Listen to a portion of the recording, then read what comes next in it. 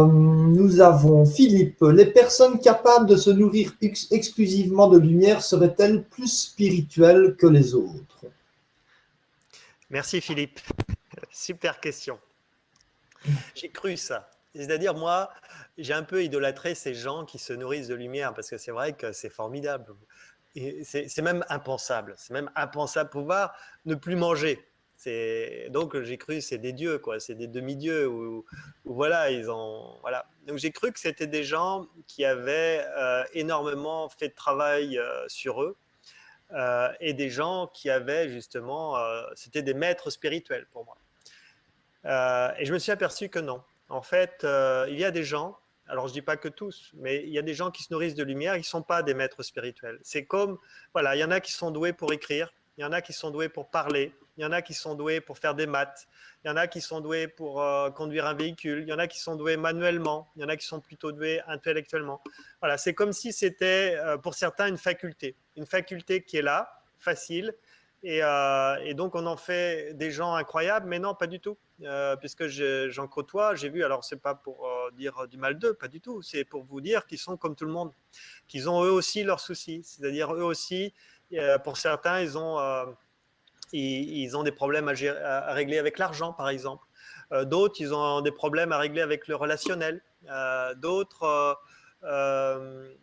voilà, donc ça montre bien qu'ils ils sont pas parfaits. Donc pour moi, c'est sûr que ce sont des gens éveillés, des gens qui ont beaucoup de sensibilité, qui même voient les auras, qui ont un tas de choses, mais ce ne sont pas des dieux, entre guillemets. Donc c'est bien de les reconnaître, mais en tout cas, moi, à un moment donné, je les ai un peu montés très haut. Et je m'aperçois que non, c'était une erreur. Ils sont comme tout le monde. Ils sont comme tout le monde, sauf qu'ils ont un don. Et on a tous des dons. On a tous des dons. Donc voilà, peut-être que vous, toi, Philippe, tu as un don. Et de reconnaître ce don va faire beaucoup de bien aux autres. Et eux, ils ont ce don de se nourrir de lumière. Et de fait de le faire et de le communiquer, ben, ça apporte des choses au monde. Pour moi, ces gens-là, ils sont en train de nous dire on est dans l'excès alimentaire, on peut se nourrir que de rien du tout. Et donc, ça surprend et justement, ça pose question. Voilà. Et ils sont là pour ça, à mon avis. Et peut-être qu'un jour, il y aura de plus en plus de monde à pouvoir le faire et ça sera très bon pour la Terre. Mais aujourd'hui, je pense qu'ils sont plus voilà, pour permettre à l'humanité de s'interroger sur leur alimentation. Et ce ne sont pas des dieux pour moi. Merci, merci. Je partage de nouveau ce regard. Euh, et c'est vrai que on peut développer, je pense que tout le monde peut développer tout un tas de choses en fait. Et moi, j'ai aussi eu ce regard de rencontrer des gens qui ont éveillé certains aspects. Et j'aime rappeler de dire, bon, on parle beaucoup, de plus en plus d'éveil de conscience. Et donc, c'est pas parce qu'on a éveillé un aspect de la conscience que tous les aspects de la conscience ont été éveillés. Euh, et, et donc, euh, et donc, c'est pareil pour les personnes qui se nourrissent de lumière. Ils ont éveillé certains aspects, et c'est pas pour ça qu'ils ont éveillé tous les aspects. Quoique, il y a quand même, euh, pour les personnes qui se nourrissent de lumière, moi aussi j'en côtoie, j'en connais quelques-uns. Ce qui est intéressant, c'est vraiment cette énergie qui est presque palpable quand on est près d'eux. Voilà. Mais Alors, nous avons... il y a des personnes qui veulent essayer. Il y a 4 critères pour être sûr de réussir le processus pranique. Moi, c'est après 25 jours, voilà, de faire 25 jours sans alimentation, avec de l'eau pour moi, mais sans alimentation.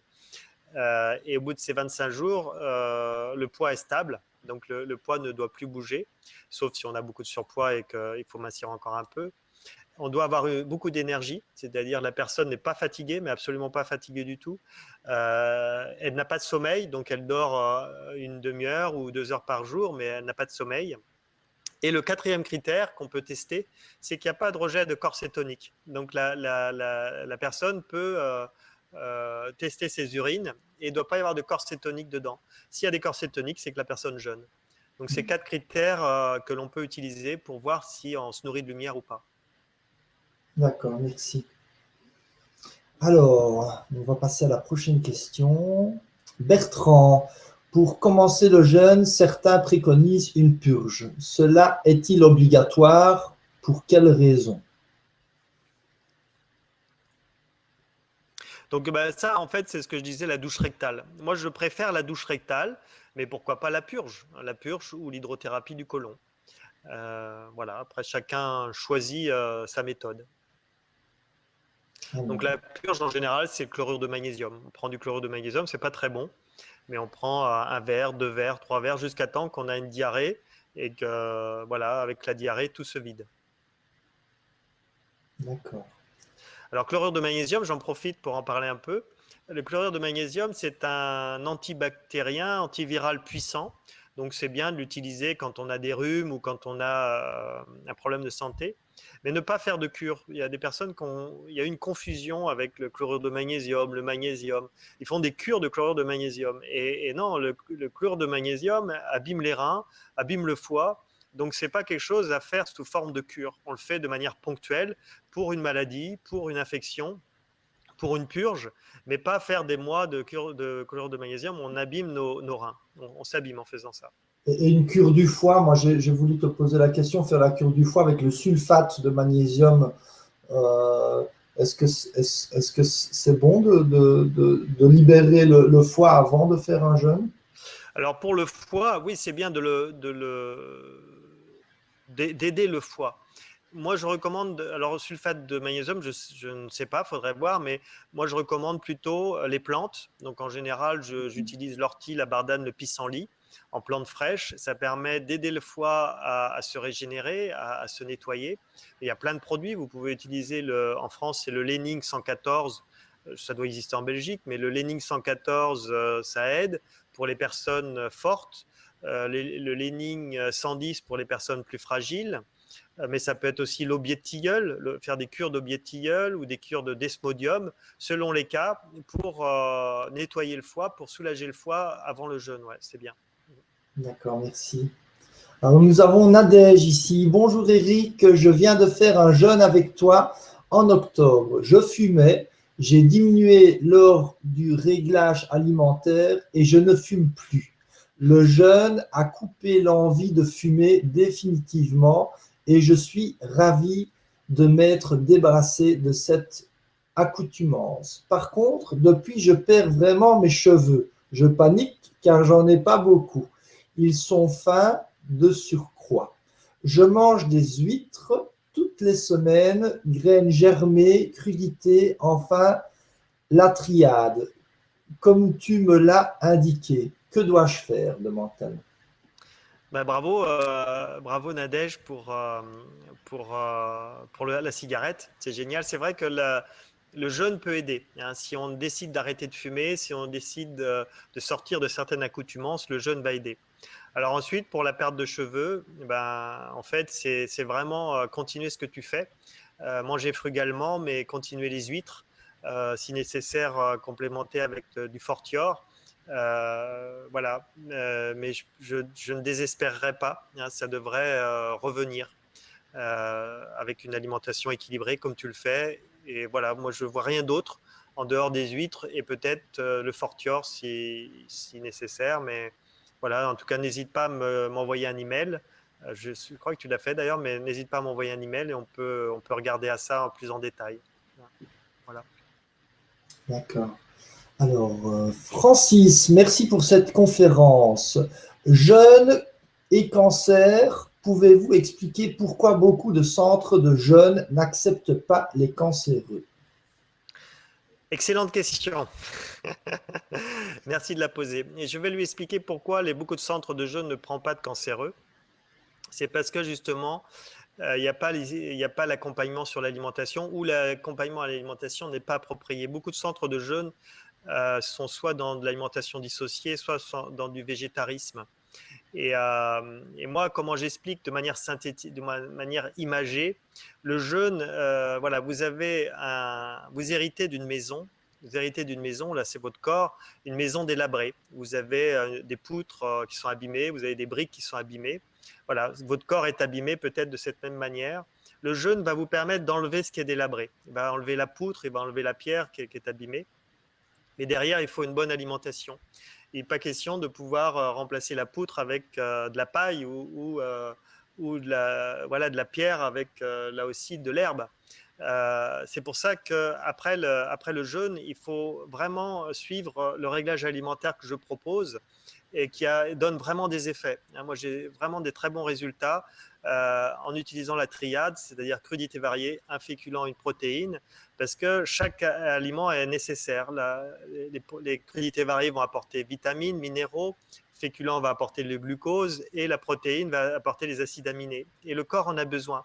C'est vrai que si après un jeûne, on essaye d'être dans le végétarisme ou dans le frugivore ou qu'on mange mal, eh bien, l'effet du jeûne ne va pas soigner les gens. Ça va soigner momentanément, mais pour sortir du cancer, il faut des fois plusieurs jeûnes et un réglage alimentaire bien suivi. Et vraiment, moi, je peux en parler. J'ai des personnes qui arrivent dénutries ou mal nourries et donc avec un cancer. Donc, comment on fait jeûner une personne qui est déjà dénutrie? Alors, on sait que le jeûne va la soigner, mais comment on fait? Donc, on va d'abord bien l'alimenter, mais l'alimenter équilibré, comme j'explique. Ensuite, on va la faire jeûner, d'abord peut-être 7 jours. On va voir comment elle réagit. On va la réalimenter équilibrée. Et puis, on la refera jeûner une plus longue période, 21 jours et peut-être même 40 jours, en fonction de comment son corps va pouvoir se reconstituer. Donc, il y a des phases de nettoyage profond et des phases de construction, mais solides. Pas des constructions, de construction solide. Donc c'est pour ça que l'alimentation et le jeûne sont de pair, vont ensemble. C'est pas. Ouais. Merci. Pascal, on me dit fibromyalgie, j'ai des douleurs, oui, et des manifestations sur la peau, allergies, sécheresse, etc. À chaque fois que j'ai pris des médicaments censés me soulager, ça a empiré et rendu malade. Le jeûne peut-il m'aider et comment savoir si je suis apte? J'ai commencé un bilan avec un micronutritionniste. Oui, donc le jeûne marche très bien pour la fibromyalgie. J'ai vraiment beaucoup de personnes qui se sont soignées avec ça. Fibromyalgie, souvent il y a un problème au niveau du sommeil et là aussi au niveau de la constipation. Donc il faut intervenir sur les différents aspects. Il faut permettre à la personne de retrouver son sommeil, de soigner la constipation, donc de changer son alimentation. Et faire plusieurs jeûnes de longue durée. Alors, il y a des personnes qui vont se soigner en quelques jours de la fibromyalgie. J'ai eu des gens vraiment en 6 jours de jeûne se sont soignés de la fibromyalgie. Et d'autres, ça va être plusieurs fois 25 jours parce que la constipation persiste ou le sommeil ne revient pas. Donc, selon les cas, donc dans la fibromyalgie, là aussi, il y aura peut-être un problème psychique à traiter. Donc, c'est bien de faire le jeûne, mais aussi de voir si un thérapeute peut accompagner le côté psychique. De toute façon, le jeûne, moi, ce que je remarque, c'est soit ça marche très bien, très facile, ou alors ça peut être une étape dans la guérison. C'est-à-dire, il faudra faire ça, plus peut-être autre chose.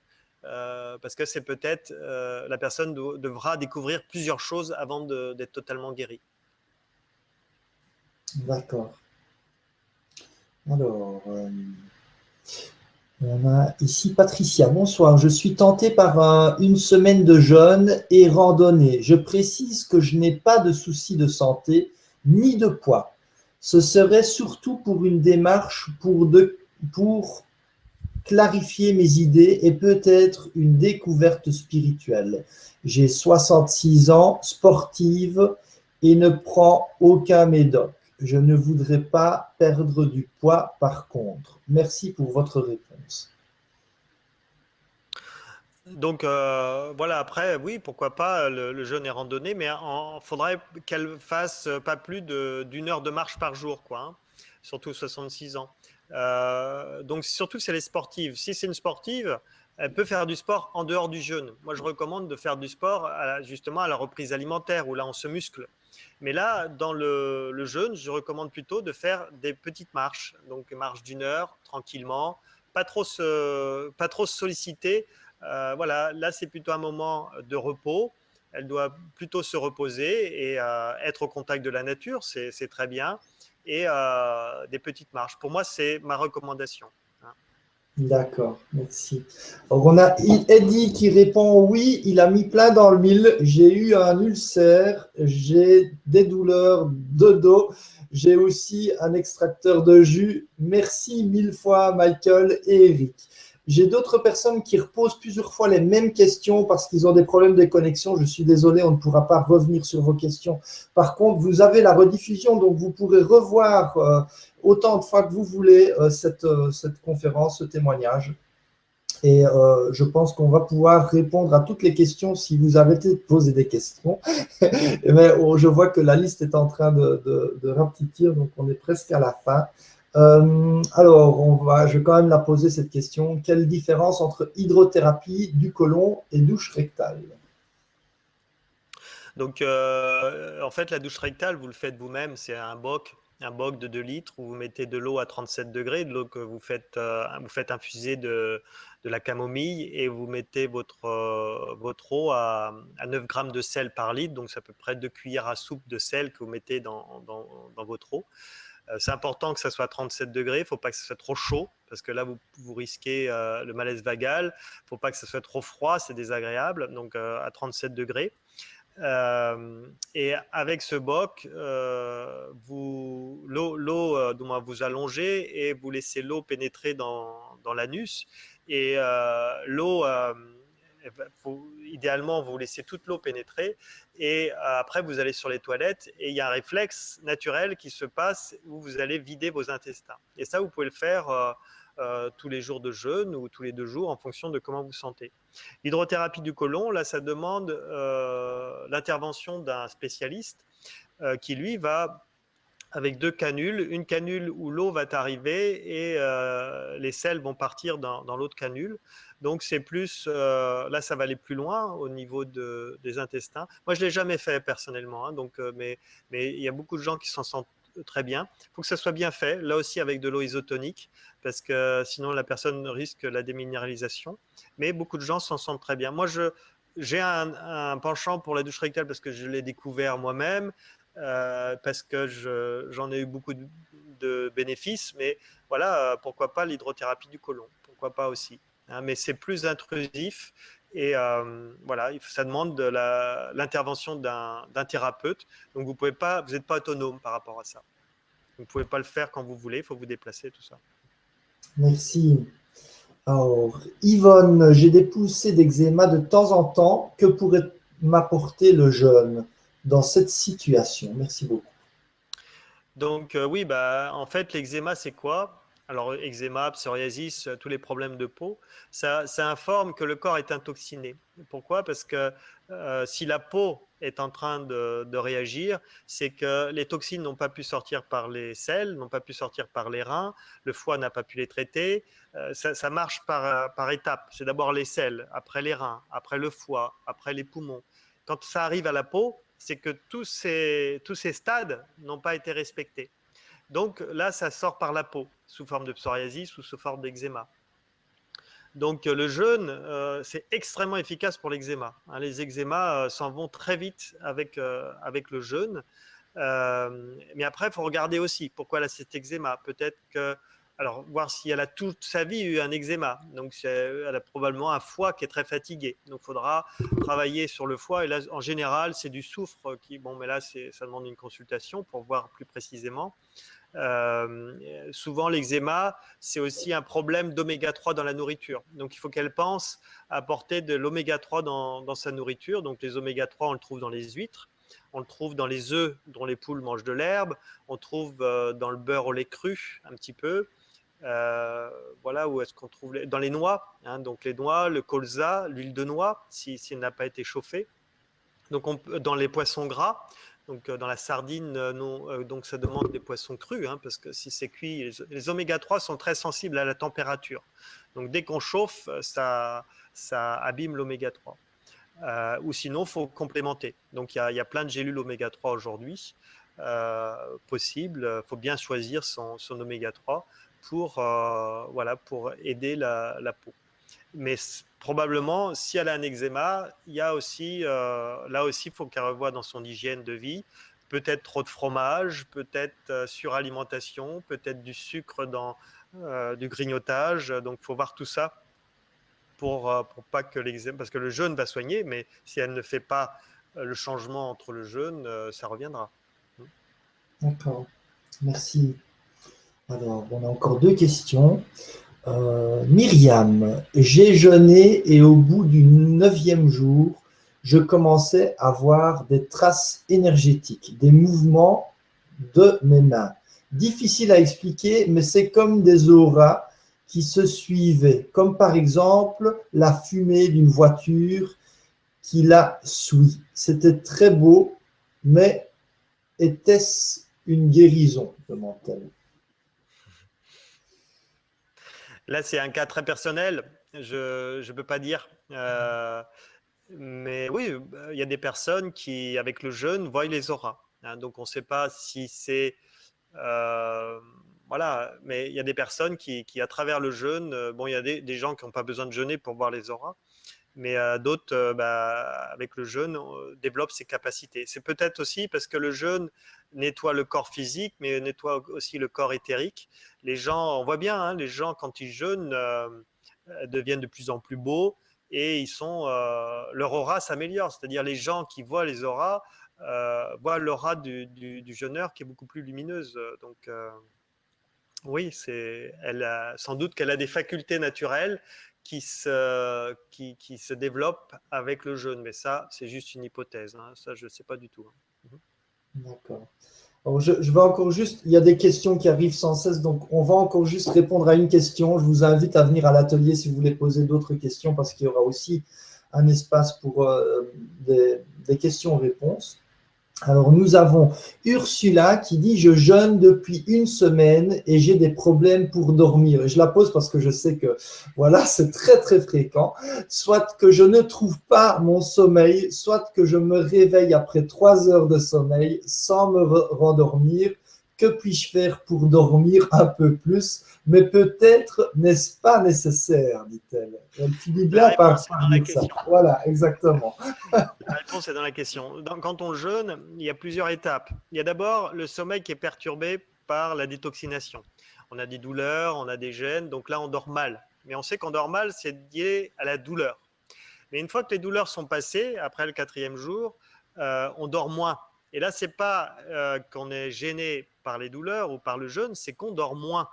Et dans le jeûne, eh bien, on peut dormir 2-3 heures par nuit. L'essentiel, c'est qu'on a un sommeil profond, c'est-à-dire on s'endort comme une pierre et on se réveille, clic, on a juste dormi 2-3 heures. C'est ça, la nuit a été faite. Alors, il y a 2 phases. Il y a une première phase de sommeil profond qui dure 2 ou 3 heures et puis on peut se lever après ces 2-3 heures. Mais s'il fait noir, s'il fait froid, on veut rester au lit. Des fois, on se réendort. Mais c'est une deuxième phase beaucoup plus légère où là, c'est souvent des rêves ou des visions qui apparaissent durant cette deuxième phase de sommeil. Donc ça, c'est le sommeil du jeûneur. Donc c'est normal de ne pas dormir longtemps quand on jeûne. D'ailleurs, c'est ce que je disais, les gens qui se nourrissent de lumière ne dorment plus. Ils dorment une demi-heure à 2 heures par nuit, mais ils ne sont jamais fatigués. Alors là, vous jeûnez, c'est un peu différent. Vous pouvez vous sentir fatigué, mais ce n'est pas vraiment de la fatigue, c'est l'état du jeûne. C'est-à-dire quand on jeûne, tout coûte, c'est-à-dire le moindre mouvement du corps coûte. Et c'est normal parce que le corps s'économise. Par contre, si vous allez chercher la vitalité, vous allez voir qu'elle est là. Mais comme le corps s'économise, ça vous coûte. Voilà, vous pouvez vous sentir lourd. Alors vous dites, c'est parce que je n'ai pas dormi assez. Pas du tout. Vous avez dormi votre compte et l'état du jeûneur, c'est cet état où vous sentez voilà, que vous n'avez pas forcément beaucoup envie de bouger. Ou alors, certaines personnes, c'est le contraire. Mais ça, d'une personne à l'autre, ça va varier. Ensuite, quand on jeûne, eh bien, on fait souvent des micro-siestes à longueur de journée. Donc, c'est-à-dire, d'un seul coup, on a de la vitalité, on va pouvoir faire quelques activités. D'un seul coup, on est très fatigué, on fait une petite sieste de 5 minutes. Et hop, après, on se ressent bien. Donc, faut s'écouter. Il faut s'écouter. Si on a envie de dormir, on dort. Ça ne dure pas longtemps et après, la vitalité revient. D'accord. Alors, j'aimerais bien faire un Et à la petit… reprise alimentaire où c'est fantastique. Hein. Moi, là, je jeûne beaucoup moins, mais avant, j'accompagnais mes jeûneurs à chaque fois. Donc, je faisais jusqu'à 75 jours de jeûne par an, plus maintenant. Mais à chaque fin de semaine de jeûne, c'était génial parce que voilà, je dormais que 3-4 heures par nuit. Et comme je reprenais à manger, j'avais une vitalité. Mais alors, en fait, je faisais plein de choses. Je faisais des journées de 15 heures avec beaucoup de vitalité. Hein, parce qu'il y avait d'un côté les bénéfices du jeûne qui étaient là.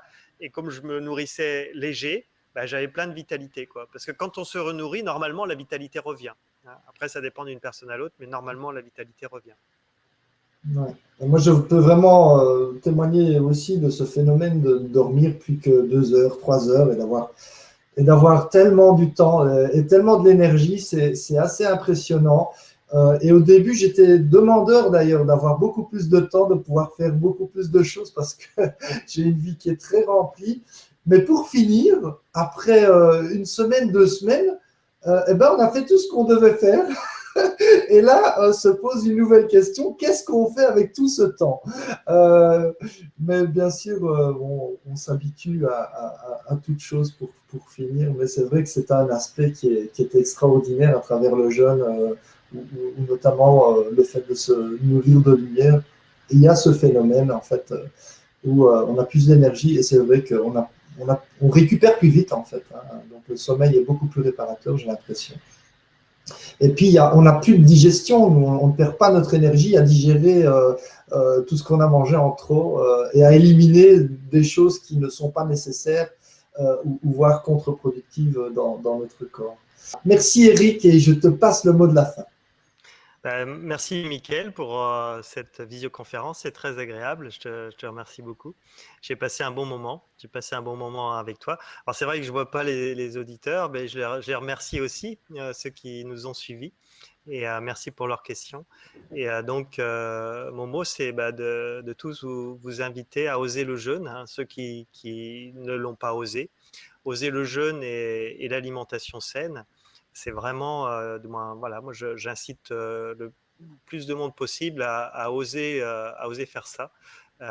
Et je félicite ceux qui le font. Voilà, merci, puis à une prochaine.